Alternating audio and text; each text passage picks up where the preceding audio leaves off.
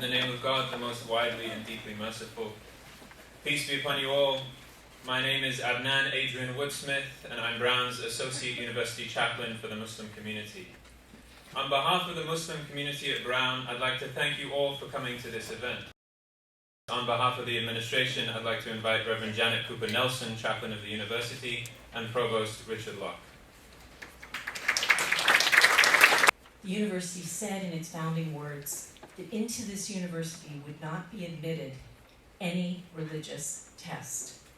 Old-fashioned language, but it meant that neither preferentially nor in penalty would religion ever have any meaning at all in terms of who taught here or who studied here. I want to conclude by saying, may it always be so, but much more importantly, may we stand together in this university and understand what a rare privilege that is in the world. Never to take it for granted, and always to understand the enormous blessing we receive to be Brown University, and to understand that that's a blessing we must own as a privilege and carry out with that spirit. I welcome a colleague who I have come to value so much. It is very brief, but we hope will be a long stay as our provost of the University, Rick Locke.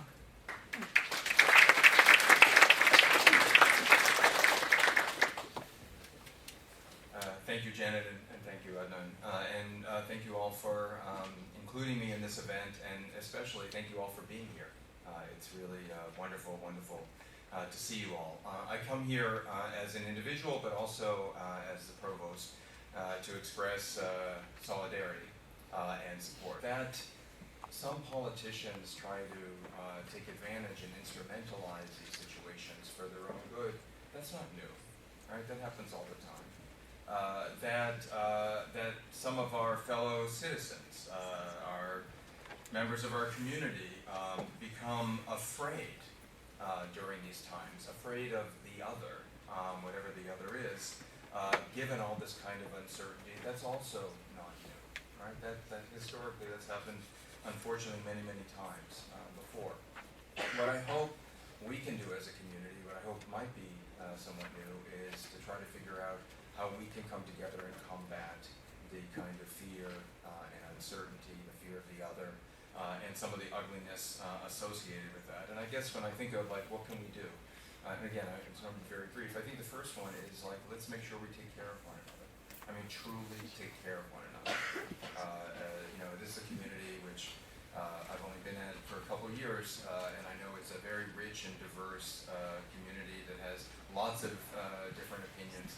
But ultimately, we're people who need to just take care of each other, because even if we sometimes disagree, that's what's most important, is that we are supporting each other so that we can express ourselves as individuals. And so I think the first thing I just really want to appeal to everyone is like, let's just make sure in our day-to-day life, regardless of whatever role we play or don't play, let's just take care of one another in whatever ways we can. The second thing is, really take care of one another, we need to listen.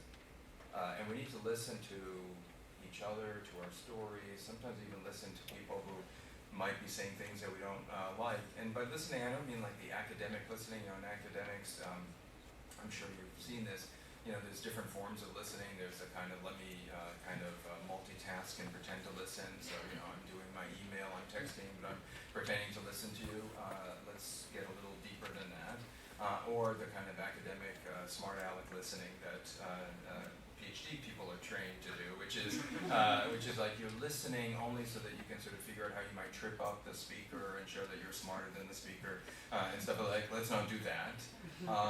Let's truly try to listen by sort of lean forward and see what is this person expressing, not just the words but the feeling. Listen here, and not just listen intellectually, because I think if we can sort of begin to truly listen and express empathy through the listening and show that we're there, that matters tremendously, and that is a big step towards building the kind of support that we need to give one another in this time.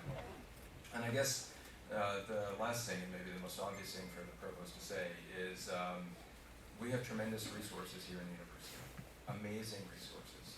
Most of those resources are the human capital, the people that we have here in this room and outside of this room. But we have other resources, and what I think we need to do is see how do we take advantage of the resources available so we can combat criticize, combat the misunderstanding that's leading to all this craziness in the world. If we can take care of one another as members of this community, if we can truly listen to one another and sometimes listen to the people who are saying things that we don't really like, but maybe by listening, try to engage them in a different way and redirect them, that would help. And then let's really think about what we can do as a community to try to take a stand and do something positive in a world that seems so ugly and uncertain these days. Let me just conclude by, again, thanking you all for being here, and also you have the university's commitment, my commitment to anything that we need to do to make sure that people feel safe, feel like they're part of the community, are supported, etc. We will do. So thank you. One of the reasons why Muslims are feared has to do with the American religious landscape. The United States is a country born out of a European context in which some forms of organized religion caused much violence and oppression, and removing religion from much of the public sphere was seen as a solution. There is an assumption that other faiths entail the same dynamics that defined the history of Christianity, and therefore a fear that public displays of religiosity, which many Muslims exhibit, are dangerous. These assumptions are compounded by the fact that Islam is a minority religion in the Western world, which naturally results in the general public having little grounded knowledge of Islam, the tendency of non-Muslims to talk authoritatively about Islam, and a lack of strong influence for Muslim organizations.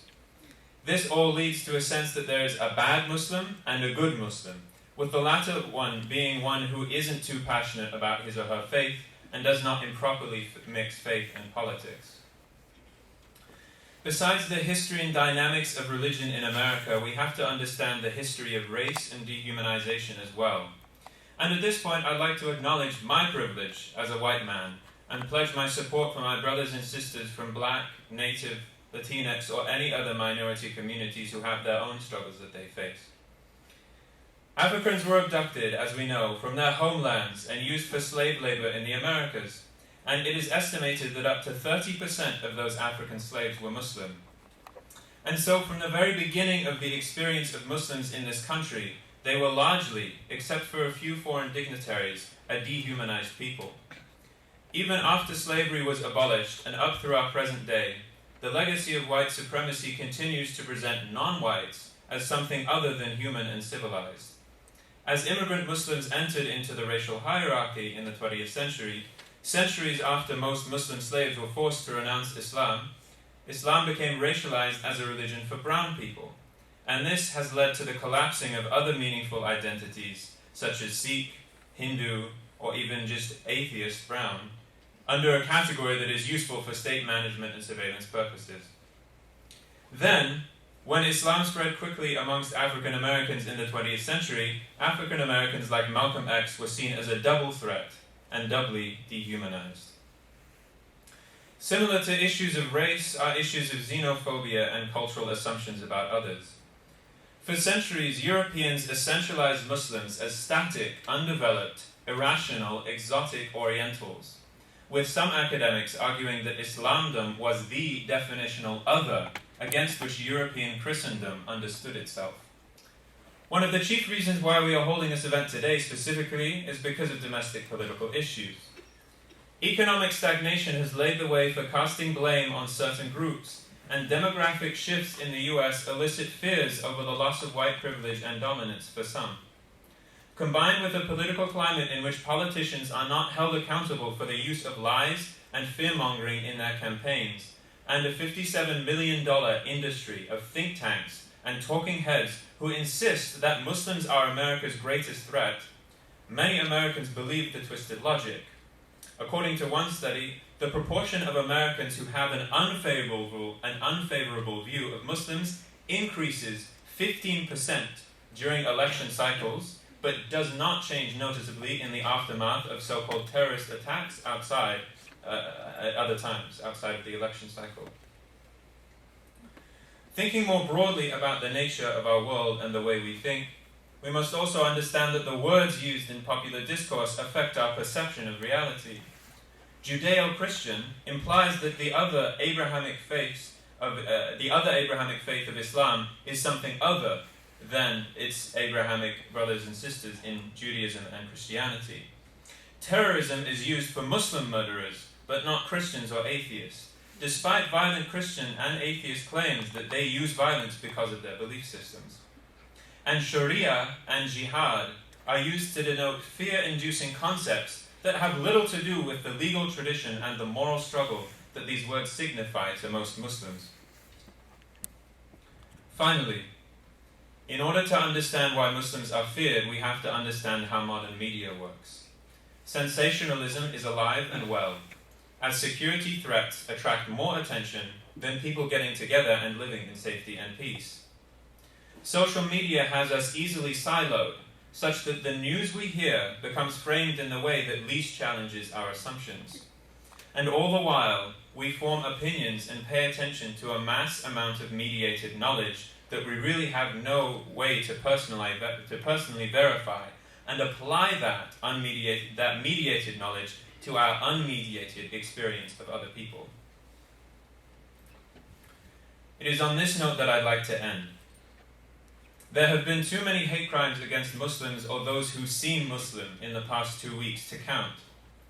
The Muslim community at Brown comprises about 100 undergrads, around a dozen faculty, 40 grad students, and a few staff members.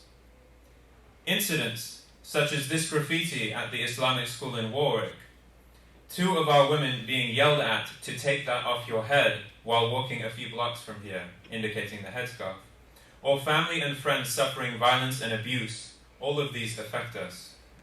So we encourage all of you to get informed, check how your mediated knowledge taints your assumptions about real people, and connect with each other.